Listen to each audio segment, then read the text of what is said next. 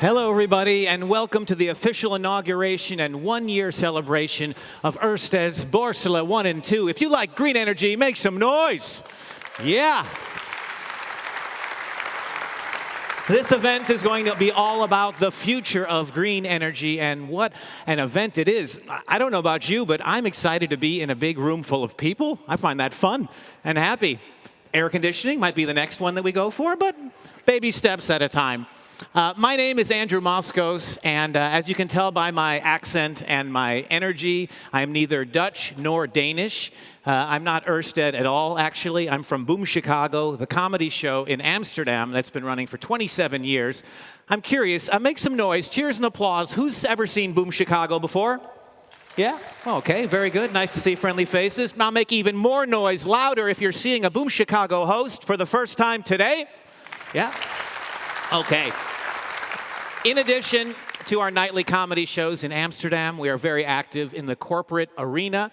We travel all around the world, and although I love to go to new places, try new things, I'm always happiest to be back home, standing in front of my favorite audience of all, executives, engineers, shareholders, suppliers, partners of sustainable wind projects in Zeeland. You're my best audience of all. I love it. Favorite people.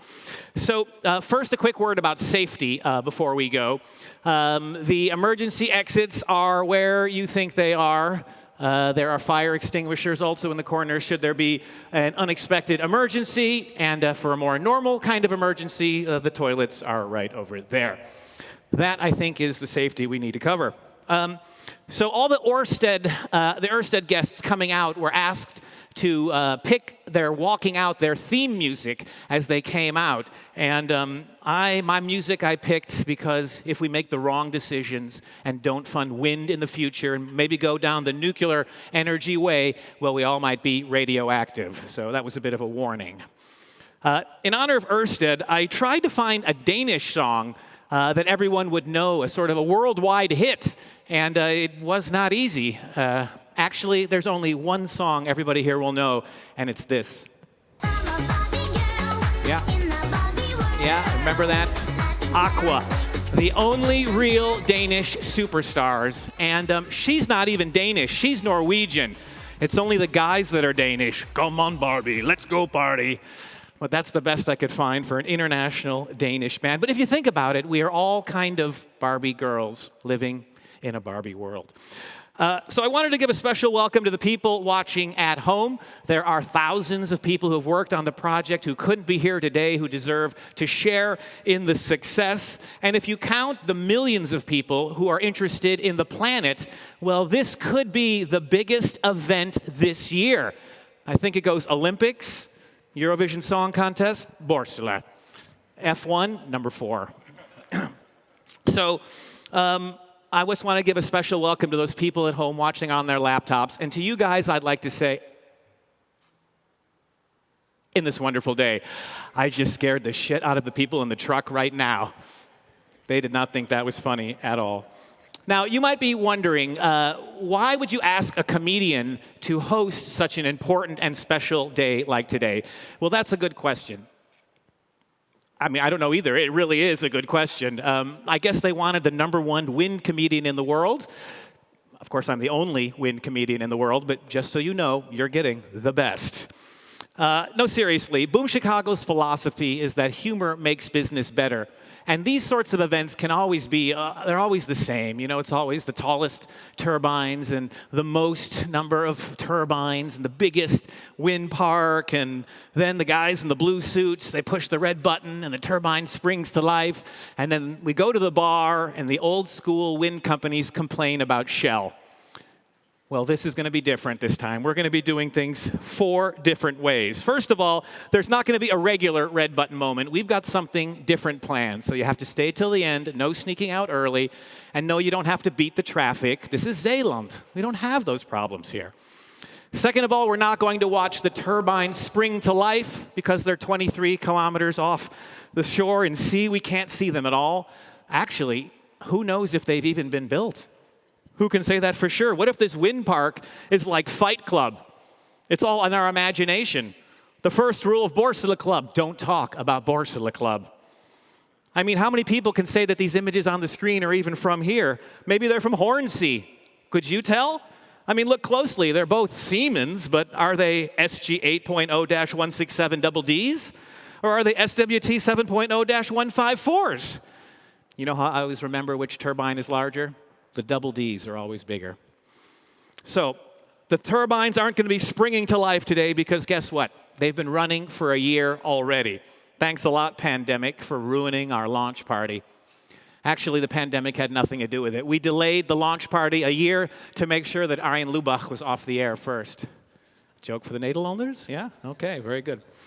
The final way this event is going to be different, that when we're done and we go to the bar for a drink, the old school wind companies are not going to complain about Shell. Oh, sorry, yes, they are. Some things never change. So I can confirm that the turbines are real, and we will have live footage of them later today. And not only are they real, but I'm proud to announce that with 94 Siemens Gamesa 8-megawatt turbines, they will be the tallest turbines in the biggest offshore wind park in the Netherlands. Make some noise! Yeah, that's big. The owner and the developer of the project, of course, is Ørsted. They deserve some applause. The most sustainable energy company on the planet. Yeah, we can give them applause too. Yes.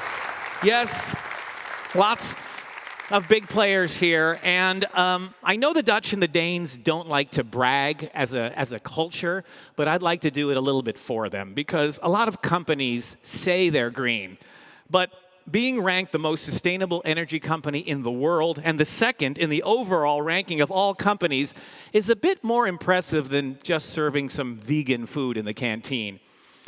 So let's talk a bit about how Ørsted got to be a world leader in offshore wind farms.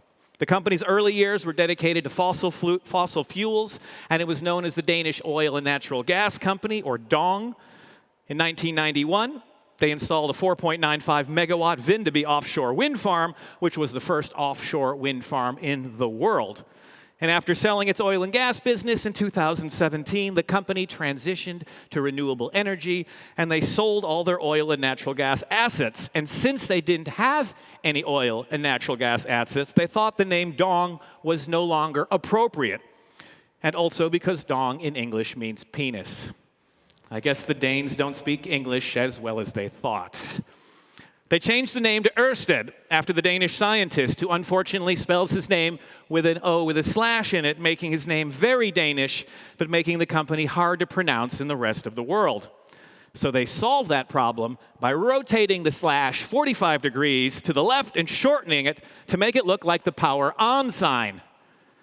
Yet another thing that Ørsted has accomplished.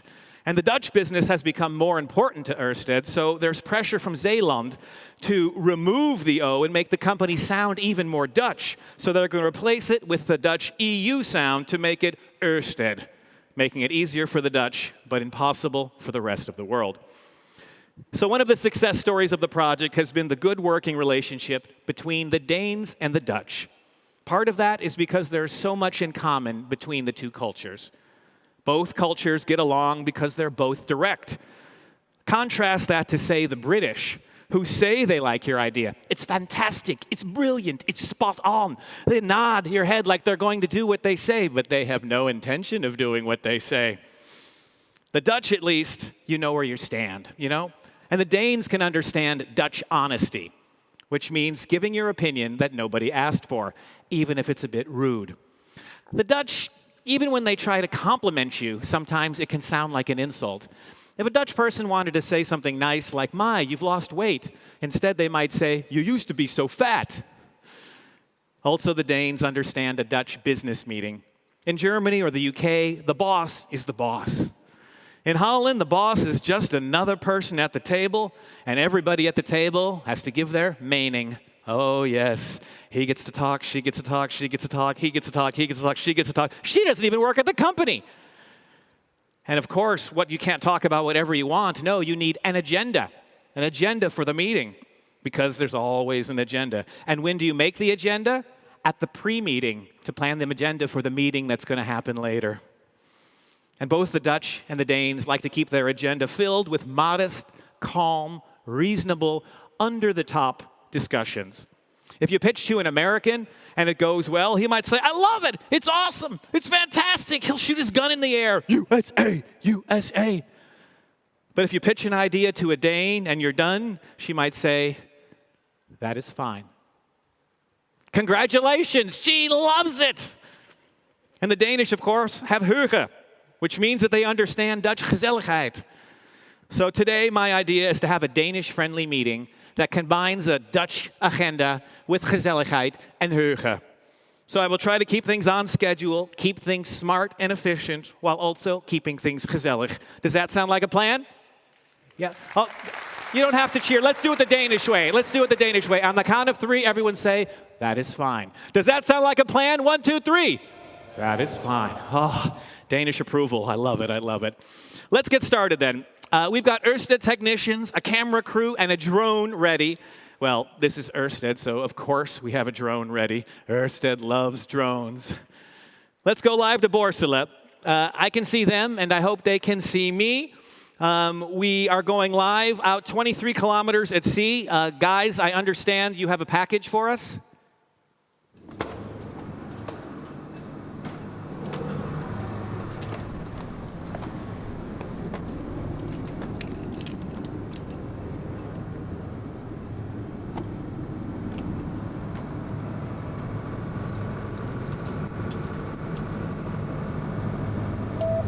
Vlissingen, we have a package ready for takeoff. Vlissingen, Roger, we are ready to receive. Okay, the package is coming. En in Dutch, veel plezier met de opening. Vlissingen, Roger, hartelijk dank.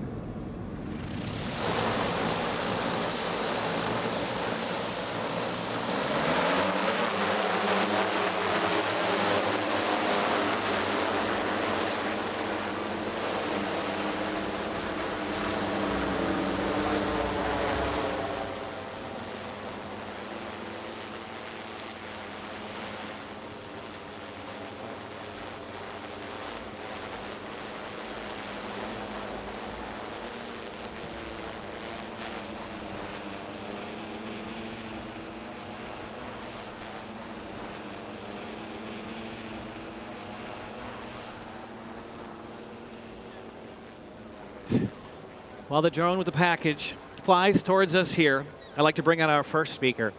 He used to be the CEO of the Danish pump manufacturer Grundfos, and earlier he, like his predecessor Henrik Poulsen, used to work for Lego.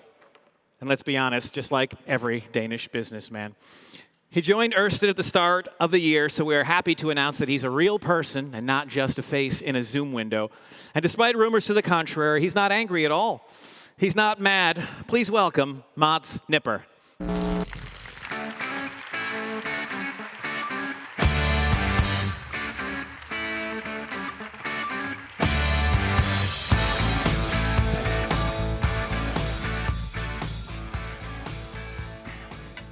That's fine. Thank you very much. No, thank you very much. Hard to follow a comedian, and sorry for being even more casual than I meant to be, because it is a little bit warm in here. But good afternoon, everyone, and thank you very much for joining us for whether it's an inauguration or a one-year anniversary of Borssele 1 and 2 is something we really appreciate. And a special welcome to, and I'm practiced this, Sander Gastra, Director General for Climate and Energy at the Ministry of Economic Affairs, and Mr. Pullman, King's Commissioner of Zeeland, and Mr. Ambassador Friis Madsen, and representatives of the municipalities of Vlissingen and Borssele. Today is a special day, because we are celebrating the one-year anniversary of the first offshore wind farm in the Netherlands, and if not the very first, then the first industrial-scale wind farm in the country. And with 752 megawatts, it is, like you said, the largest, we are going to say that, the largest in the country.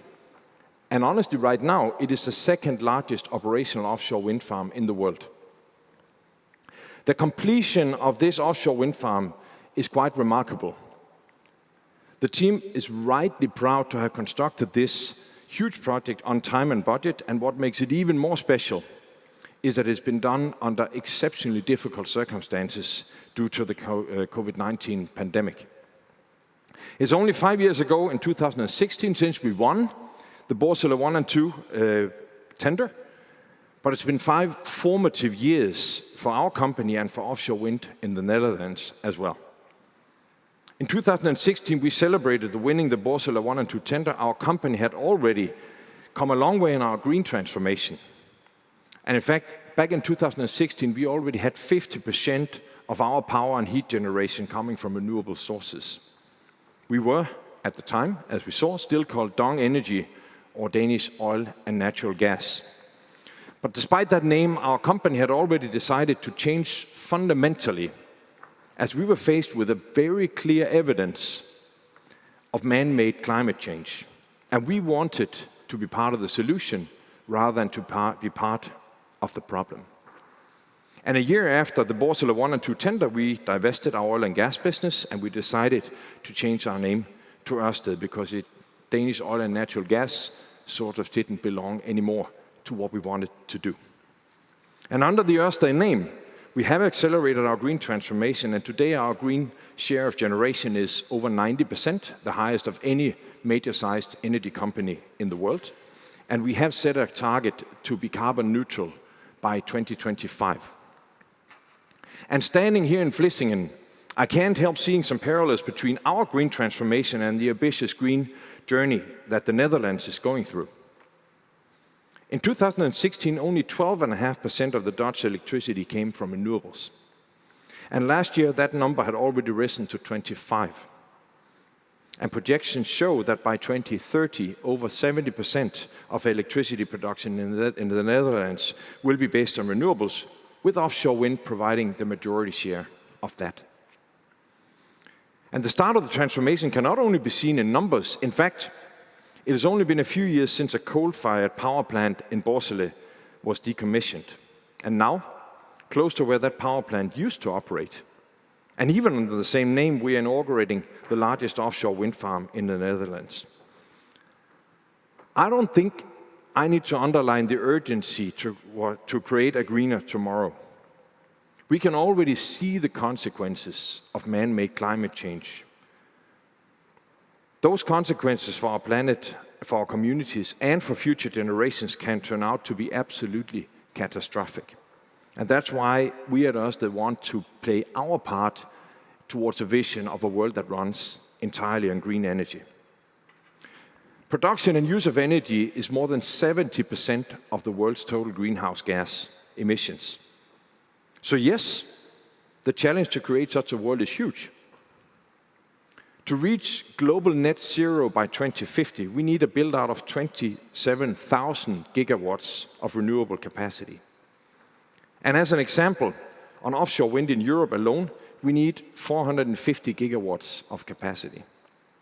And just to put that number a little bit into perspective, around 25 gigawatts of offshore wind capacity is currently spinning in European waters. So we must step up our game significantly to reach that volume. And by we, I mean ourselves as an industry, but I also mean policymakers who can turn our ambition into concrete policies. If government adopts policy frameworks that can drive investments, I have no doubt that the offshore wind industry can deliver on these ambitious targets. At Ørsted, we have the not so very modest ambition to becoming the world's leading green energy major, and we won't complain about Shell. Because as a matter of fact, we need all energy companies in the world to step up the game on renewables. And in June, at our Capital Markets Day, we presented the ambition to increase our installed capacity of renewables from the current 12 gigawatts to approximately 50 gigawatts by 2030. And offshore wind will represent the bulk of that capacity, as we plan to remain the global absolute number one in offshore wind. And we want to increase our installed capacity from 15 gigawatts by 2025 to 30 gigawatts by 2030. That means that in the back half of this decade, we need to increase our capacity build-out by 3 gigawatts a year. approximately the same thing that Holland will need to do in order to meet the most ambitious targets set out. More offshore wind holds the key to decarbonize our economies, but not all sectors can decarbonize through electrification. Hard-to-abate sectors, such as steel, chemicals, ammonia, refining, and others, will need hydrogen and green fuels to decarbonize. That's why we're also looking at a growing portfolio of renewable hydrogen projects in partnerships with important industrial partners. And our pipeline of projects has already now grown to 3 gigawatts today. And we are keen to realize such projects here in Zeeland, one of the largest industrial clusters in Europe, and as a matter of fact, the third largest industrial cluster in terms of current hydrogen consumption.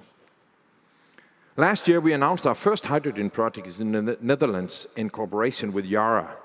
And powered by offshore wind, a 100-megawatt electrolyzer on Yara's site could help us produce green ammonia. And earlier this year, we announced Sea to Land, a plan to develop a 1-gigawatt electrolyzer linked to 2 gigawatt of offshore wind to help companies in the Dutch Flemish industrial cluster to reduce CO2 emissions. And as we've seen with Borssele 1 and 2, companies and governments need to come together to make the green transformation happen. We believe the Netherlands is on the right path. Its offshore wind capacity will, with current ambitions, grow to 11.5 gigawatts by 2030, a number that we hope to see go up. On renewable hydrogen, the Netherlands has the potential to be a frontrunner of this next frontier of the green transformation. Because as a country, you have all the pieces of the puzzle: abundant offshore wind potential, an existing hydrogen demand, a lot of heavy industry located in industrial clusters in the country's ports where offshore export cables will go to land, and a gas network that can be converted to a hydrogen network. And we have brought offshore wind to industrial scale, which has made it cost competitive. We are convinced the same thing can be done with renewable hydrogen within this decade. And our message to the governments is, do for renewable hydrogen what you have done for offshore wind. This will help us to provide scale, it will help us to reduce costs, and it will help us to lower the costs for society. And our message to the Dutch government specifically is also, take decisions urgently. On additional offshore wind sites, on connecting industrial clusters like Zeeland to new offshore wind farms, on allocation mechanisms, and on support for renewable hydrogen. Turn ambition into concrete policies, even in times of lengthy government negotiations, because 2030 is around the corner, and we need clarity to advance our large projects. But today we are celebrating being part of the Dutch green journey. We celebrate what can happen when countries and companies with strong green ambitions join efforts. We celebrate 1 year of Borssele 1 and 2, and we come together to make an accelerated green transformation happen. I would like to close by thanking all the people who have contributed to the success of this offshore wind farm. I would like to thank the province of Zeeland and the city of Vlissingen for welcoming us and letting us be part of your communities. I would like to thank Nordisk Bank Investment Management for recently becoming our important partner in Borssele 1 and 2. And thank you to all our partners and suppliers who've had to adapt to extremely challenging realities in COVID-19, but who have still performed to the highest standards. Thanks once again to the entire Ørsted construction team and all of our colleagues in the Netherlands who have delivered the country's largest offshore wind farm.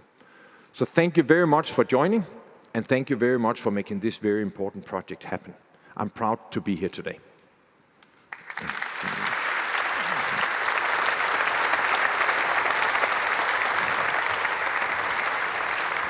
Thank you very much. Fantastic. Optimism and challenges. I think that is a bit of a theme that we have here today.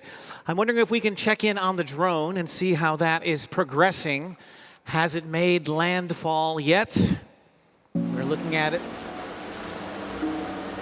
close.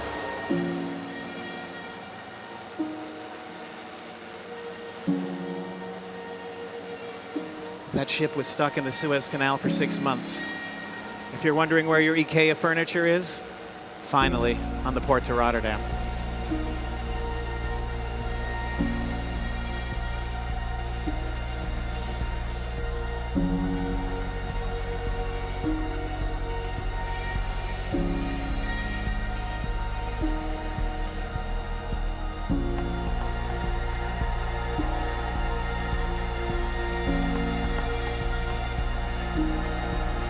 Vlissingen has a skyline, people. Don't forget that. New York, Tokyo, Vlissingen.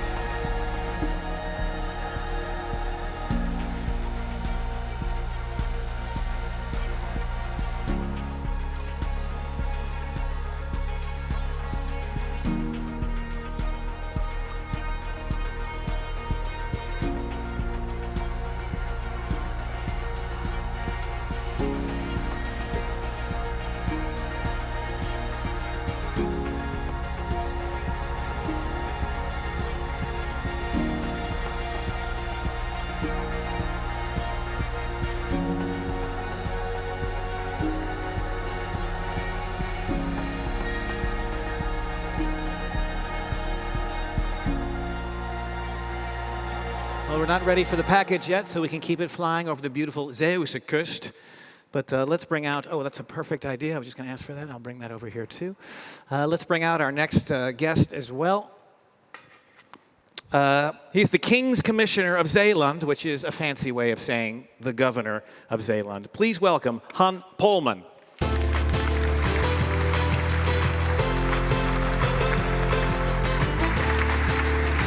Thank you. Have a seat, please. Thanks. Oh, lovely. As a King's Commissioner, I always have to set an example. It's allowed to put off your jacket. Yes. Good, we'll all jump on that now. Thank you for that.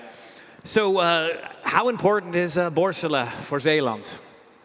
Well, for me, as a King's Commissioner, as a governor, it's an example for how we work together. I just said to one of you that a few years ago I had with the ambassador a meeting in The Hague. We met the people from Ørsted and they explained their ambition. And we said as Zeeland, well, let's talk about it, but also let's do it. And that's the way we try to work together in Zeeland. So I'm very proud of working together, the businesses here, with Ørsted, with the educational institutions in Zeeland. So I think we have the advantage of the scale we work together. So I'm very proud we have Ørsted here, on sea and on land. That's nice. I have to say, in Noord-Holland and Amsterdam, things move a little slower, I think, than that. We talk things through a little bit too much. So you talk about education. What other role does Ørsted play in the region?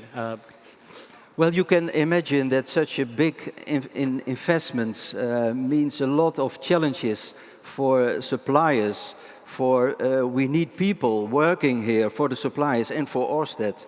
So I think for the region it's very, very important for the way we want to be a region where you can not only be a tourist, where you can work, where you can develop, and where you can join the innovations we have here.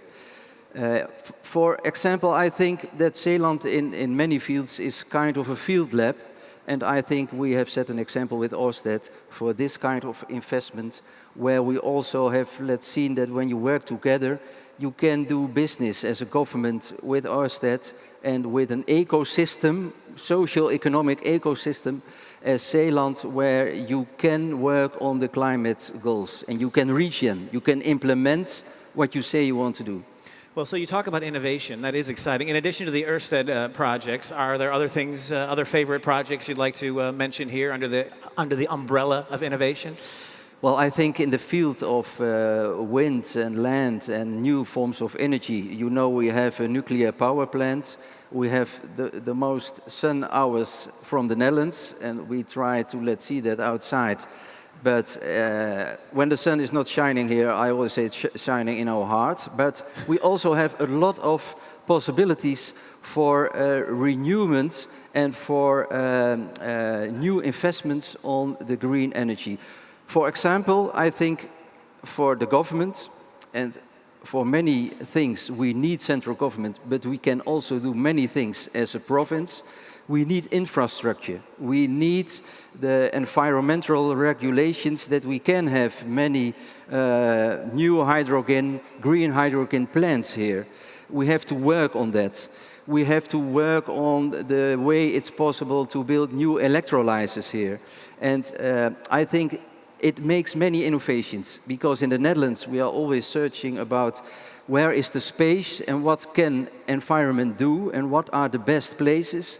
Well, I really can say for innovation in new energy, renewable energy, you can best be here in Zeeland. Look at Zeeland as a province where new energy can be made, because the businesses still have a tradition for a long time to work together. They search for crossovers, people know each other, so when you want to invest and you want to have your implementation and results quick, then the infrastructure here is needed, but the social infrastructure is already there.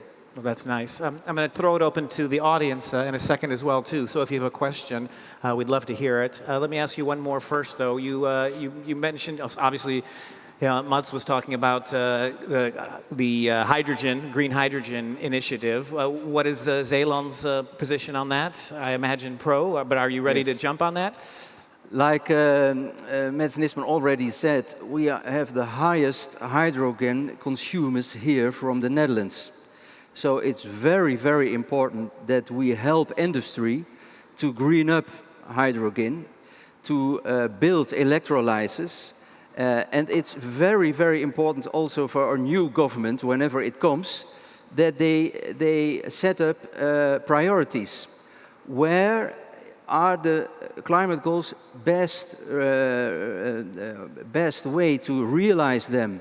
When you also can set the goals, then you have to look at the spots where it's possible. So I think for the hydrogen agenda, Zeeland, for the Netherlands, and I also think for Europe, it's very important. We work together with the Flemish, we work together with other provinces. We are not an isle.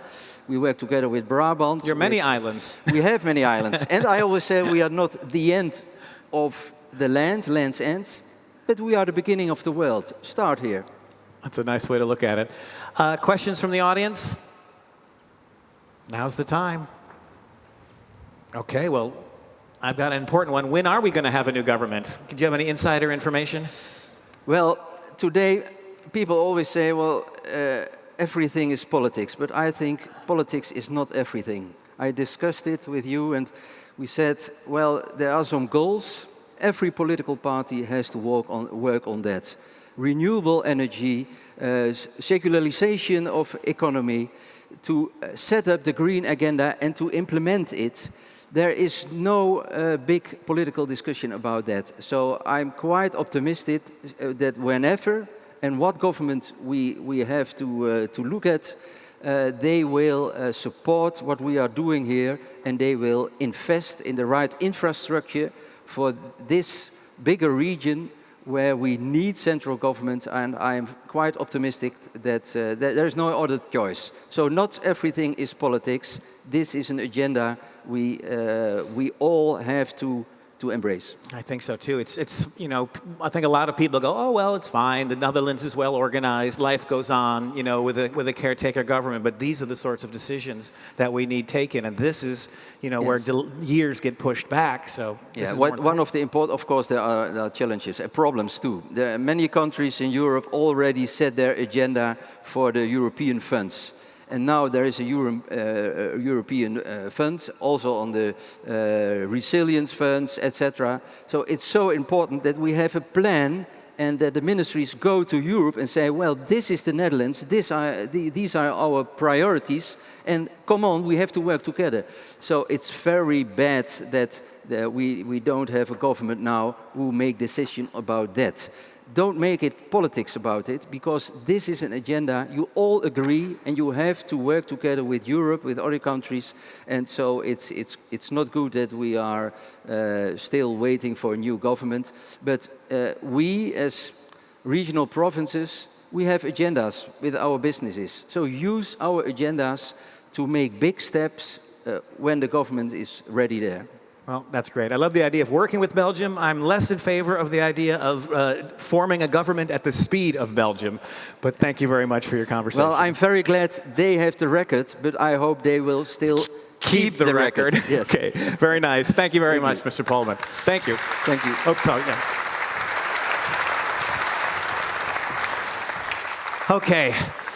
Soon it's going to be the moment. We had to wait 1 year for this. Well, actually 5 years since Ørsted, then Dong, got the tender for Borssele 1 and 2.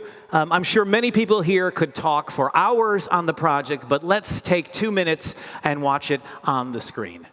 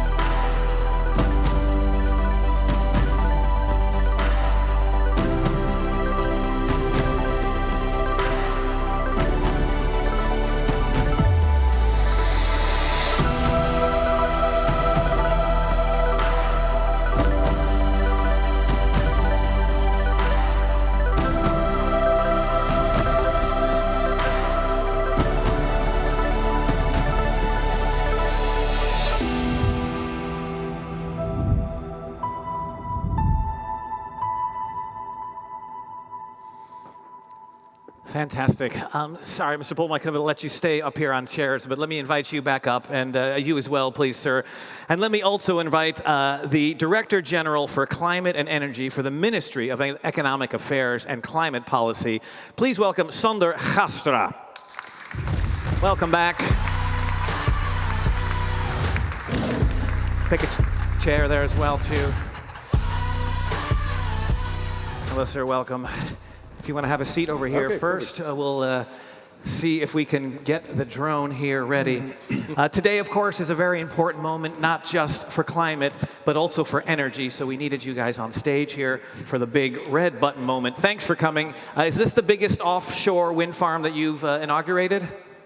Yep, it certainly is. Okay, I hope so, because it would be distressing to hear you going to other countries and inaugurating foreign wind farms. So this is the biggest. Very good. The drone should be nearby now here. Who's going to go and get the package? No, I'll do it. You got a host for that reason. You guys can stay and wait here. Let us. I think what we have here is it's go time, guys. Let's do it.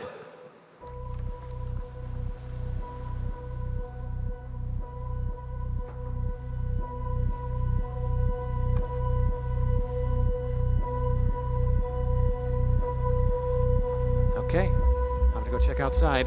While I'm gone, don't steal anything.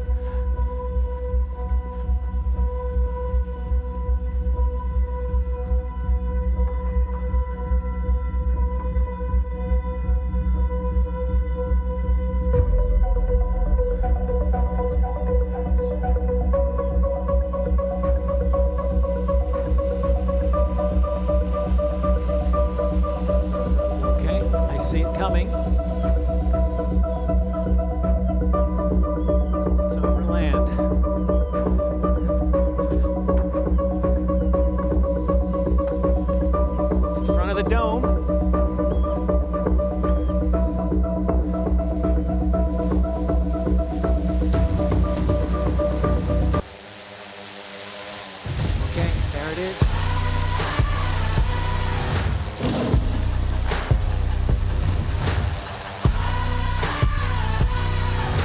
Safe landing, safety first. Ørsted style. Okay, I have the package.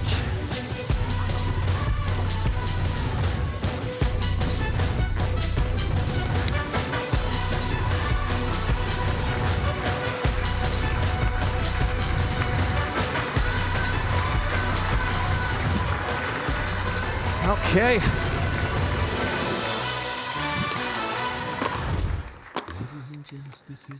Okay, Mr. Paulson, if you would do the honors here, please. Now, just like every turbine, the button's not connected to everything, but it's going to be a great moment. If you would have the honors, please. Officially, let us celebrate 1 year anniversary, Borssele 1 and 2. Congratulations, you all. We are all very proud of what you did, what we did together. 1 year, Borssele Wind Parks. This is an anniversary. Yeah. Fantastic. Our baby is no longer an infant, it's a toddler. He can walk. We have birthday cake we're going to be cutting and giving out to people as well. It's full of sugar, gluten, eggs, not vegan at all. A light film of chemicals over the top from the sparklers will make you stronger. It fights against COVID, don't worry. Thank you very much. Gentlemen, thank you. Honored guests, less honorable guests that we had to invite just to be polite. We're going to be taking a 20-minute break right now. There will be cake. If you're going to stay inside, please stay at your seats. We still do have COVID rules. This isn't a Formula One event. But if you go outside there, it's okay. You can be closer to each other. Enjoy the fresh air. So stay seated, not at the bar, please, or outside. We'll see you in 20 minutes. Thank you very much.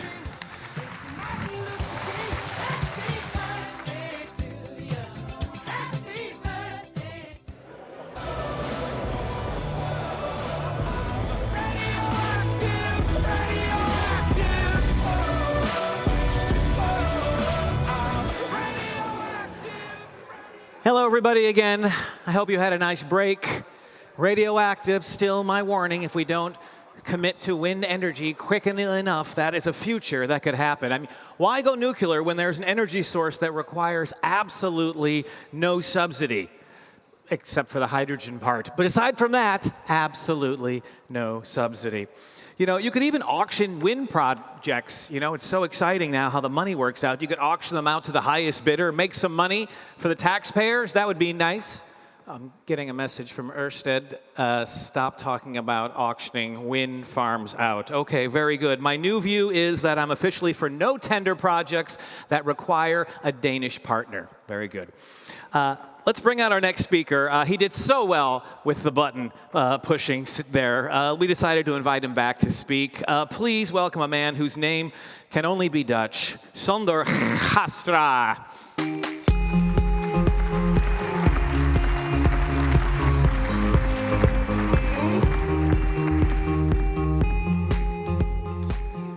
Thanks very much.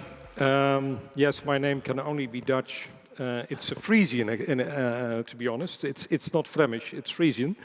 But honored to be here with you. It's not on. The heat is on, in fact, in this dome. But luckily, we could step out for a moment and get some fresh air. Well, ladies and gentlemen, for outside observers, many major transitions are often hard to grasp, but at certain moments, they do become very tangible, and today is one of those moments. Borssele 1 and 2 have been up and running for a year now, and this is a large and innovative project, and it is making an enormous contribution to the energy transition in the Netherlands, but I can say in the western part of Europe. And the figures tell their own story. In 2020, the share of renewable energy in the Netherlands went up from almost 9 to more than 11%. And that is mostly owing to these two wind parks. And thanks to Borssele 1 and 2, and thanks to Ørsted, we've taken a big leap up the European rankings. And of course, our ambitions cannot and do not end here. This development has also proved a success for us in another way. We began this twin wind farm with a new approach. We were aiming for a 40% reduction in costs, but thanks to Ørsted's very competitive bid, we ended up halving the cost. And during the process, we collaborated with a wide range of partners, not only with the contractors, but also with North Seaport, with TenneT, with GasUnie, 5 government ministries, provincial authorities and municipalities, nature organizations, interest groups, and local residents. And, of course, our Belgian Flemish neighbors as well. At the Ministry of Economic Affairs and Climate Policy, our feelings looking back at that period of cooperation are very positive. Not least because this region combines a number of unique elements. North Seaport is a truly international port area, which combines the facilities and expertise of 2 countries. Activities in the port area are also very diverse, ranging from the chemical industry to steel and food, and they are underpinned by strong partnerships, as Han Polman earlier already stated. Nor, and that's, I think, for sustainability a very important aspect, nor has marine wildlife been forgotten. At Borssele, pipes have been laid to encourage a nursery ground for cod, of kabeljauw, as the Dutch say. This summer, researchers tagged the first cod, so they can begin to study the impact of this installation on growth in cod numbers. And for those who know this in the Netherlands, the fiercest opposition for wind farms, such as Borssele 1 and 2, does not come from the NGOs that preserve wildlife, but it comes from the fisheries. So it's very important to buy them into the story. And that's what Ørsted did together with fishery. And at the same time, we're building Zeeland's future. Ørsted's operation have boosted commercial activity and innovation in the region. There are new jobs in wind energy and new courses in education. Last year, Zeeland's Skalda School of Vocational Education saw its first 40 graduates completing a special course in wind energy technology. So they are the future employees of Ørsted and the likes. That's important for the future because the energy transition still has some way to go in Zeeland and other parts of our country. In fact, we're in the beginning of it. We still have puzzles to solve, and I hope we will be able to build on the success of this project as we go on solving those puzzles. And I'm talking here not only about bringing ashore energy from other wind farms, but also about delivering wind-generated power to consumers and to customers in the form of hydrogen, already mentioned by Mets already, for the region's chemical industry, for instance. In sea to land, Ørsted is already working with the large industrial enterprises in the North Seaport cluster. And the aim is to develop a 1 gigawatt electrolyzer for sustainable hydrogen production. This will slash the carbon emissions for the Dutch-Flemish industrial cluster. So that's a very important development we're having there.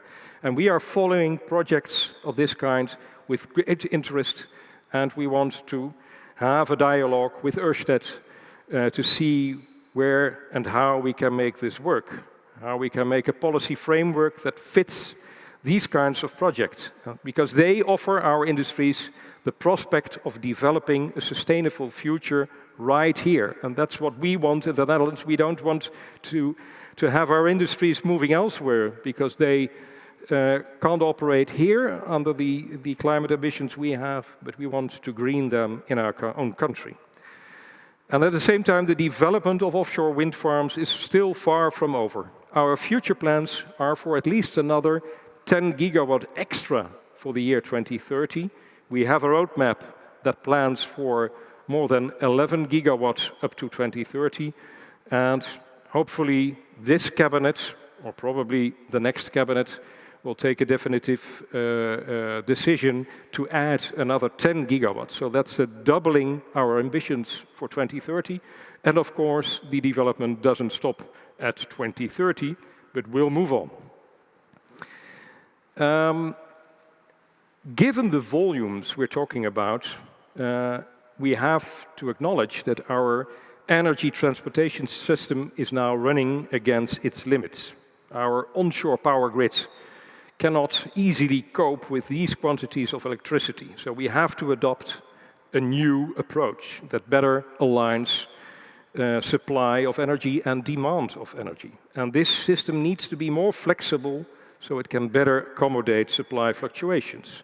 It's a complex challenge, and the government is talking to grid operators, TenneT, GasUnie, market players, the industry, and other stakeholders to find answers.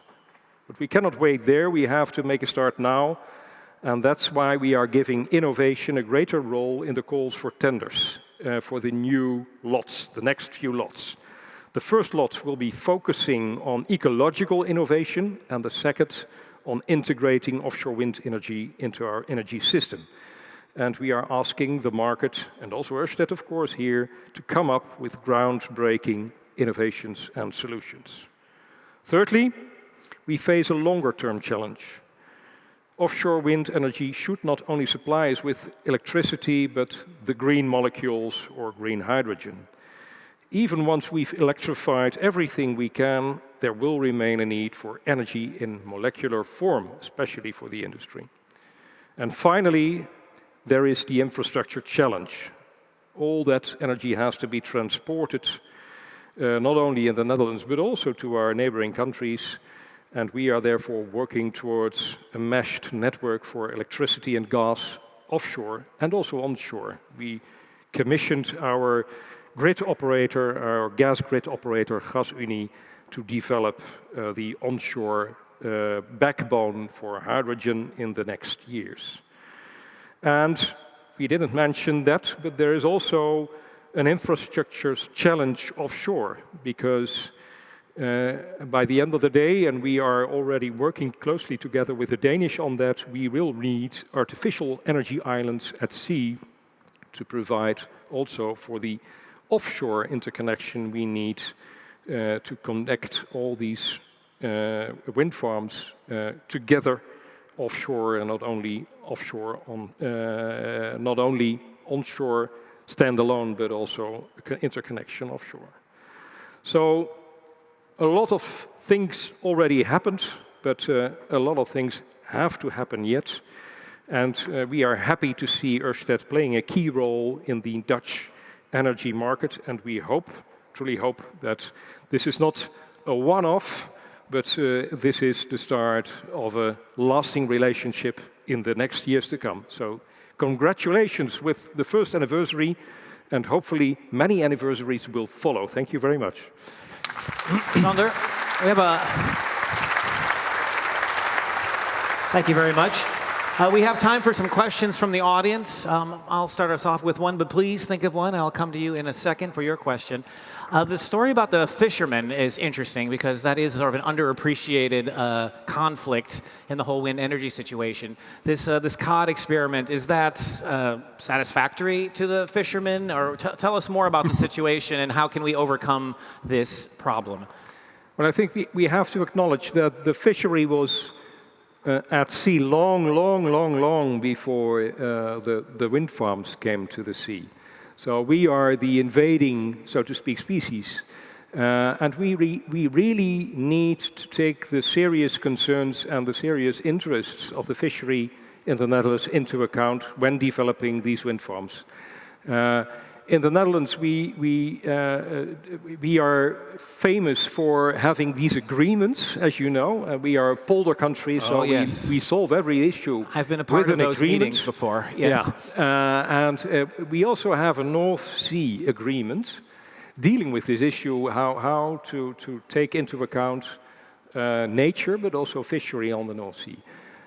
Sadly enough, at the end of the day, after tough negotiations, the fishery decided not to take part in this agreement, but we still hope and we still work on this because we have to have a buy-in from the fishery. How to do that?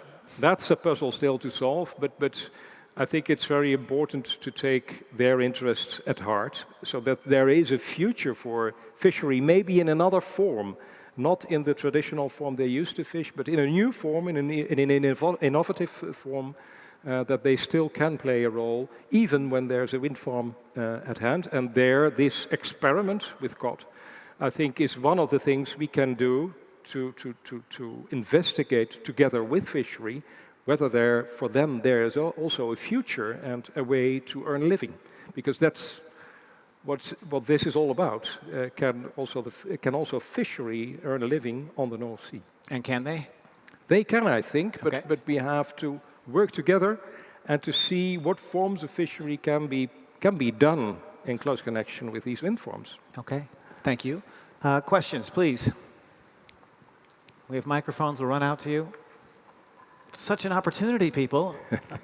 You're not going to have this much power on stage for a long time. We're together. Okay, if I'm asked one quick one more. The hydrogen project you were talking about, is that enough in the right direction? Is it a good first step? Is it less than we need? Where do you put the results of this demonstration project you were talking about? Well, I think this is really a new area, because we all, and not only the Netherlands, but all other countries don't have that much experience with green hydrogen, producing green hydrogen, even producing it onshore, and then, of course, maybe next step, producing it offshore. But we have to go this way, and I think the project Ørsted is working on, Sea to Land, is one of the, I think, very promising projects in this field, where we can learn to scale up. And that is what we have to do, because existing green hydrogen projects now are quite small scale. So you need some intermediary steps to scale up and to learn from this, like we've done in the last couple of years with offshore wind. We started very small, and see what we're doing now. We are tendering off quite large wind farms. Do you think and I think that's the development that's the road we can take with green hydrogen as well. Will it go as fast as wind, do you think? I hope it can go faster than that, because we can build on the experience we now have with offshore wind. So I hope it can be faster than that. And if you look at the targets we have to meet by the year 2030, it has to move faster than that. And the Dutch government is willing to put its money there too, do you think? Well, we are still waiting for a new cabinet, but there was a leak. I believe you all heard of this leak last week, stating that this caretaker cabinet, as you called it, and it is a caretaker cabinet, is now putting almost 7 billion euro extra in climate and energy activities for the next budget. And that's a huge sum of money if you take into account that the other money they voted for was 400 million for safety and security. So right. That 7 billion really means something, but that is what this cabinet has decided. The other part, that's for the cabinet formation still to decide upon. Well, a good signal, absolutely. Thank you very much for your presentation and your answers. Thank you.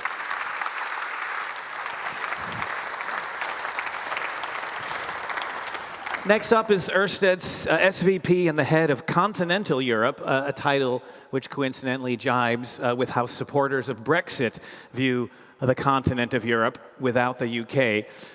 Please welcome Rasmus Erbo. Come join me. Okay.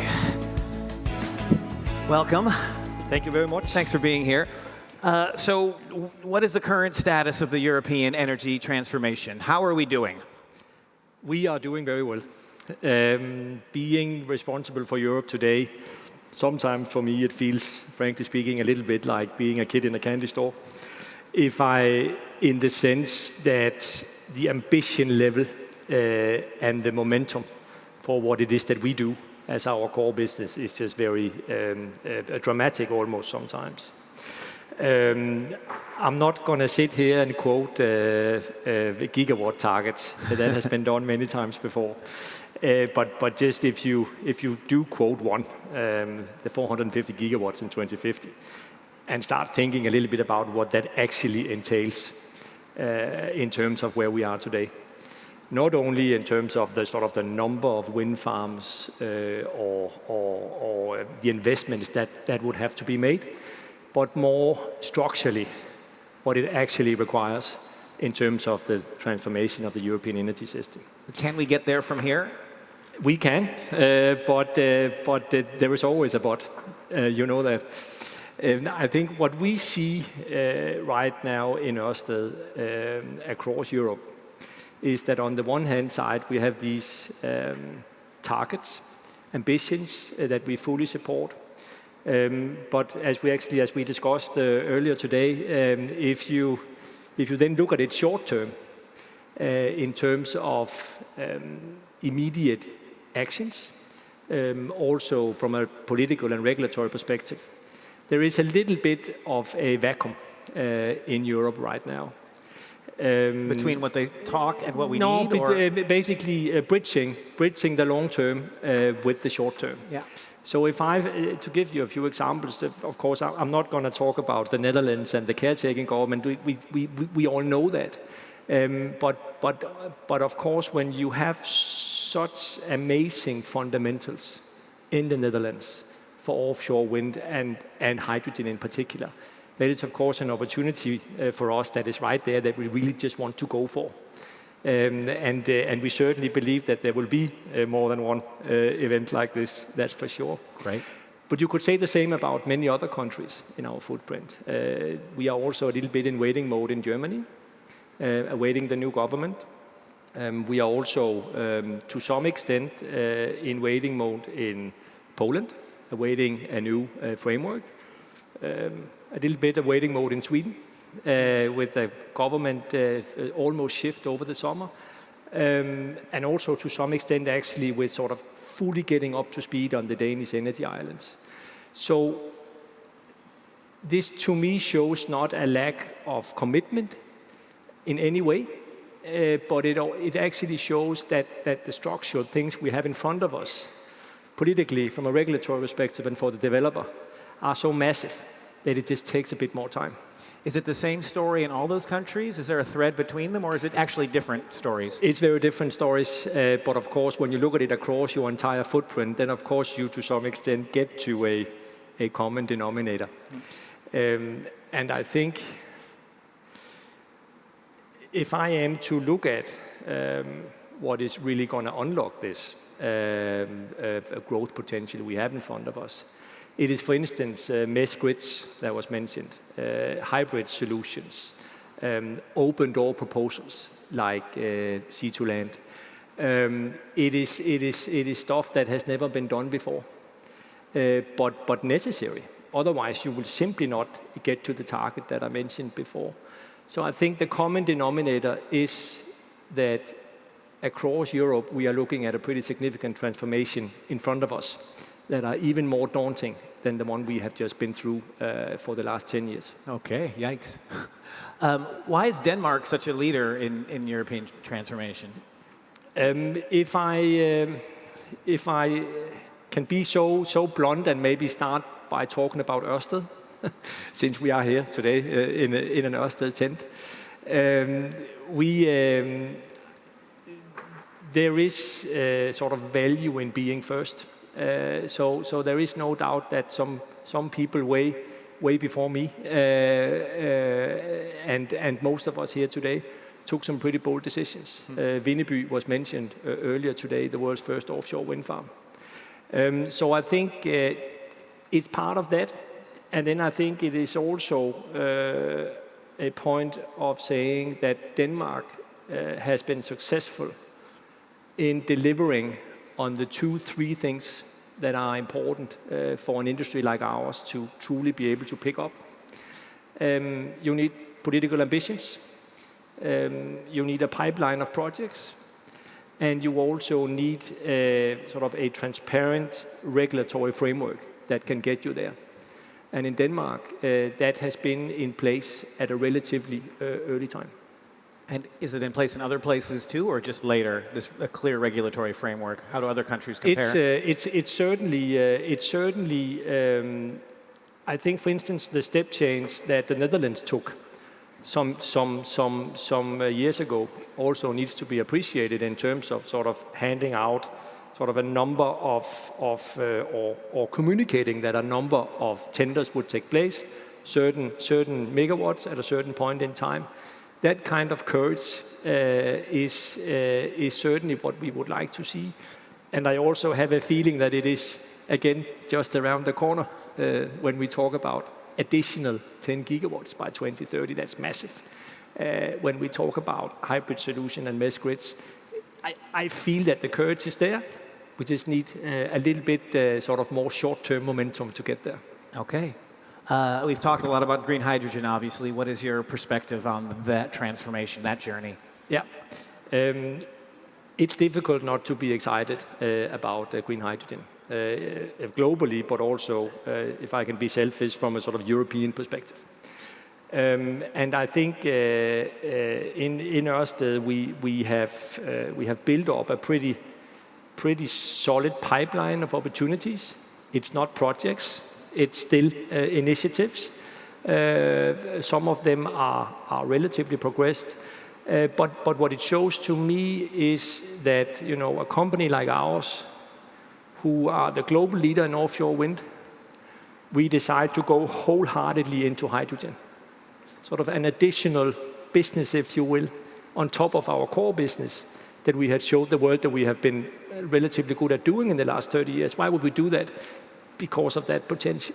Hydrogen is going to unlock so much for Europe, and in particular here, over the next 10 to 15 years. But also here, there are some regulatory things we need to have in place. What are those regulatory things, both at the Dutch level and the European level, that you need? Yeah. I think a few examples would be, of course, it is necessary to, that has also been said, to do for hydrogen what you have done for offshore wind before. So we need an element of support in order to unlock the first wave. So that is one point, an obvious point. And then I think another point which is relevant here as well is integrated tenders. Integrated tenders. So basically start also from a regulatory perspective to see hydrogen and offshore as one project. How advanced is that? A common view, or is that adventurous thinking? It's not adventurous thinking in any way. Yeah. It is right there in front of us. Our own sea to land is exactly that. 2 gigawatt offshore wind farm and a gigawatt electrolyzer onshore. It is a fully sort of intended to be one project. So integrated projects, integrated tenders, and also a framework that allows that is a couple of things that we would love to see for hydrogen. Great. Does nuclear play a role in this future transformation? Big question. I think it depends. You need to go country by country. In Ørsted, we believe that nuclear is not the solution. It is, of course, intuitive if you start thinking about its base load and it fits very well the profile that you need, etc., etc. But if you look across our footprint, we just see that getting it all up and running with the cost and with the time delays that we have seen across is simply for us an indication that it's not going to be a core part of the future solution many places.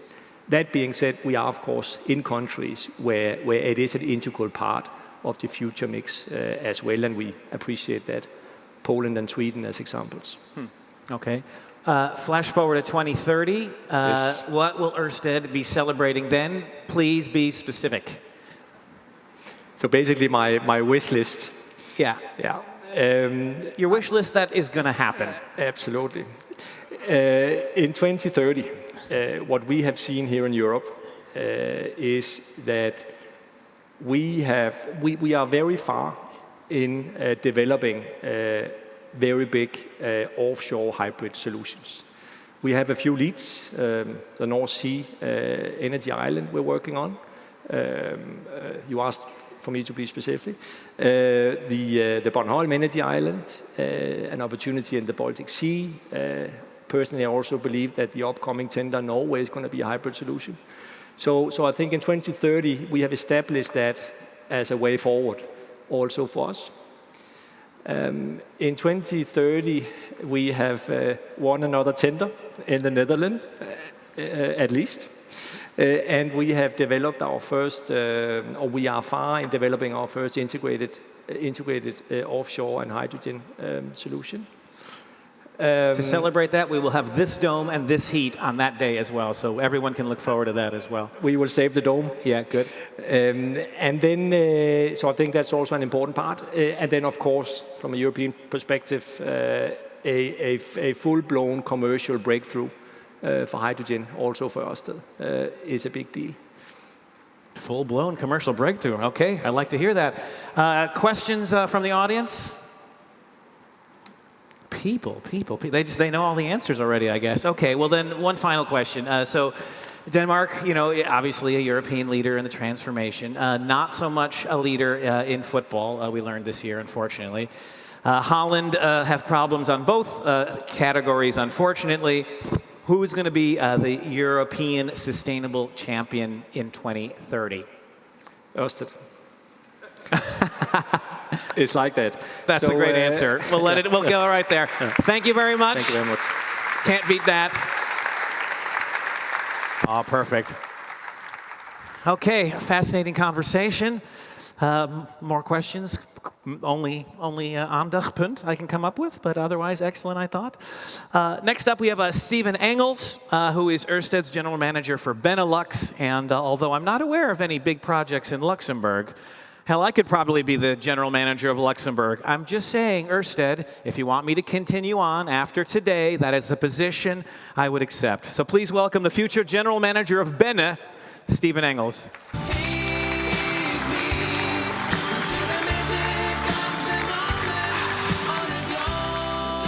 Okay, welcome. Thank you. Thanks for coming up. Thanks for your time. It's actually too bad we're not a Finnish company. You could have made some great jokes about saunas. So how did you personally live through the journey of this project? How was it for you? Well, it's been quite a journey, right? Actually, I looked it up over the weekend. The energy agreement, the Dutch energy agreement, was signed on the 6th of September 2013. So it's exactly 8 years ago. And that's how long we've been engaging on this, right? So it's a very big milestone. And, it's also when the energy agreement was signed that our attention was caught in Copenhagen, where I was based at the time, because it had ambitious offshore wind targets. And that's when we started engaging, flying in and out from Copenhagen with a very small, dedicated team, trying to develop the markets, trying to develop the networks, etc. It was real pioneering, and that's what makes it so special, right? And in 2015, we then finally got the mandate from our management to set up a small office, and it was just the two of us, me and Jasper Vis, actually, who's here today, and I'm very happy. Great. Where was the office? It's in The Hague. It's still there where we started, and how big is it now? The office? Well. And by end of this year, it will be around 80. Okay. So it's been also in that sense a great journey. But it started with two. It started with the two of us, and also it's a personal journey because you move your family and you move countries, and in that sense, What did your family think of the Netherlands? Oh, we enjoyed it a lot. So that's been a fantastic experience. And basically, then we won that tender in 2016, 5th of July, 2016. RVO called us. I dropped my phone 5 minutes before they were going to call me. They almost called somebody else. And then, we were able to further develop this. And then in 2020, going offshore, finally prepared, and then the COVID pandemic hits you. So, that's also quite a thing. But maybe long story short, if you work that long on such a project, it becomes much more than just a job, right? You basically build the second biggest wind farm in the world. You move in countries, your family is into it, you're building friendships, and a great team along the way. And so there's so many people to thank actually today. It's a major thing Yes. personally. And in that sense, I'm of course extremely happy to be here in this seat today. And now we can finally say that we actually delivered what we promised.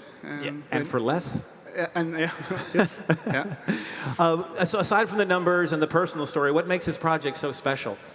Well, I would say three things. The first thing is definitely the bid price. People may have forgotten how sharp the price was back in the days. No project had ever been tendered below 100 euros per megawatt hour, and we went in with 72.7, which is quite a bit below. Yes. And it was this era where people were saying, you know, offshore wind. It was actually our current prime minister saying, offshore wind runs on subsidy, not on wind. And actually, it was a very big breakthrough. It was also the beginning of a huge slide down towards subsidy-free territory. So that's definitely one. The other thing is obviously the construction campaign during COVID. And then you see how a world-class team basically pulls together and gives its best to basically build it on budget and time in these very extraordinary circumstances. So that was also, I was hugely impressed by what the team performed there. And then thirdly, well, it's our first wind farm in the Netherlands, which makes it special as well. Of course. Now, how did you deliver at such a low price? How was that possible? Well, there's of course a lot of reasons why, and basically our market position at the time was definitely one of them. But I think the collaboration with the Dutch authorities setting up the right framework with the sector has been very important. And basically this public-private collaboration that we've experienced has basically provided for a very good framework at the time. And I also think that's what we should do again, because now we're facing completely different challenges of a much bigger volume, a much bigger, this has to go much faster. Yeah. And again, the question is, how are we going to do this? And I would definitely hope that the Dutch authorities are going to continue this very good collaboration between the sector and companies like ours, because that's how we basically create a framework that makes such things happen. And how does that cooperation differ from other countries? What makes it so special? Yeah, I think a very open and transparent way of discussing things, and then basically inviting people to discuss things without, top-down decision making, and also listening, the ability to listen, and also I know at the time the Danish system was the most mature, and that was kind of copied, which has led to this success. Interesting. Well, as an entrepreneur myself, I'm always surprised at how smart the ambtenaren I talk to. Like I always want more. They always want to give less. But I always feel like I get listened to, and I always tell that to my friends who do business in America. I feel like I am listened to, and I appreciate that. Yeah. So Dutch energy policies? What do you think about them? How could they be better? What's Well, I think we're talking about all the right things, right? We have ambitious targets in place. We're talking about accelerating offshore wind. We're talking about huge hydrogen ambitions. But we shouldn't forget to convert the talking into the doing. Yeah. And that's where, there's some urgency, obviously. We have a climate crisis, but also, well, the Netherlands has this huge opportunity in front of us. And it would be too bad that other countries overtake us. Because, the opportunity, as we've heard before today, is very big. Isn't the Dutch way, though, worry, slow, and then come through at the end? Is that what we secretly think is going to happen, or you're more concerned? No, after talking to the Dutch officials, etc., we are comfortable and convinced that the right decisions will be made. We just hope it will be made in time. Okay. What will you be celebrating next? What's for Ørsted, let's say, or in the Netherlands? What will you be celebrating next? Yeah, what I would hope, and basically, you can see offshore wind becoming a much more mature technology. Its costs have come down, and etc. And decarbonization of the power sector will manage. But the next big leap is really this system integration. It's basically decarbonizing the rest of the economy, the transportation sector, but also the industry. And I would hope that the next thing we can celebrate is a project that basically integrates these things. So it's not only about offshore wind any longer, but it's about using that power to decarbonize other processes. Very inspiring. What, if you were going to, if you were the energy minister and you were in the new government here, what would the first thing be that you would do? Well, I hadn't expected that one. It won't be tomorrow, probably. But no, I think I would actually try to accelerate exactly what I was just saying, this integration of supply and demand, because that's the next thing that needs to happen. It's the next big frontier in front of us. If we can crack that nut and crack that code, we'll make a huge step forward. So that's definitely where I would put my energy and effort. Sounds good. Question? We have time for one quick one? No? Then do you have any projects in Luxembourg?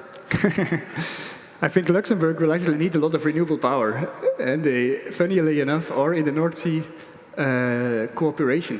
So they are expecting to get some power out of the North Sea as well. Well, maybe I would start the office with one person, and then you can bring in the people to support me when it gets serious. But I want to be general manager of Luxembourg. I'm serious, people. Thank you very much.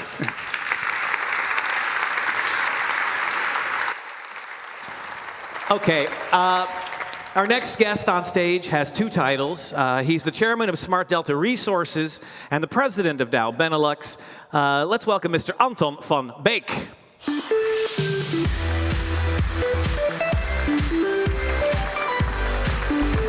Welcome. Good to see you. So, congratulations, Ørsted, with this milestone. And I don't know if you can pull up my slides. There it is. Smart Delta Resources. What is that? It's a collaboration of Vlaanderen and Zeeland. And our mission is very simple. We need to find ways to make our products without CO2 and circular. Very simple. It's a cluster of steel, chemical, refinery, agro-science. So it's almost a micro-economy where this cluster works together. The time we have left to solve this issue is nothing. It's 2-3 investment cycles. So we can't do this on our own. So that's the reason why these companies start to collaborate together to see, how do I get my emissions down? What do I need for that? This cluster makes 22 million tons of CO2. 11 in Zeeland, 11 in Vlaanderen. That's equal. It's like soccer, right? So you have two ways to solve this. Either you put people out of business because they don't make it, or you reinvent yourself. And that reinventing yourself was a lot of discussion today about that. How do you do that? It doesn't go fast enough. One is waiting for the other. One is not trusting the other. Good luck with that. You have to do this, and there are multiple ways to do this. I'm very, very convinced, working now for 6 years on this, that we have the opportunity to create that economy without CO2 and circular. And that's why people would buy our products. If you today talk at the street to citizens, they had enough with waiting. They want to see actions. They want to see tangible actions, how the industry, government, society starts to decarbonize. We have 100,000 people working in this region. It's a small ecosystem, not just large companies, but a good mix of small and mid-sized companies. The bakery, grocery store, the school, the soccer team, it all is interconnected. And everybody asks that question, is this company going to survive? The last 30 years were extremely boring. I said it to you. I wish I would be 30 years younger, because where we go through right now is almost like Star Trek. I love Star Trek. We go in an area, we don't know exactly where we go, but as long as we work together in that ship, it's possible. If we can go to the next one. I need to do it myself, I guess. Here you go. Now, what do we have in our toolbox? Not 25 different options. It's only 5. That's a luxury, and it can be a curse, because if 2 of those toolbox elements don't work anymore, you have a problem. So what you see here, and Ørsted management will like that, a lot of energy. Energy is going to be the new oil for our industry. Without energy, renewable energy, we will not survive. So we call it Spark. There is one cluster which works on that, and that spark is filling the next one, which is hydrogen. There's different ways you can make hydrogen. You can do it from electricity, you call it green hydrogen, but you can do it from nuclear, and you call it orange hydrogen. And you can make it with CCS, you call it blue hydrogen.